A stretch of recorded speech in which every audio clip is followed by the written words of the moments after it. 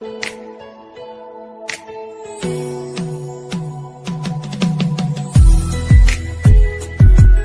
માતાજી મિત્રો, કેમ છો બધા? મજામાં ને? તો મારા સૂકા મસાલા તૈયાર છે. ખડે મસાલે જો તજ, લવિંગ, ડગરફૂલ, કોકમ, મરી, પાંદડા છે, વરિયાળી છે,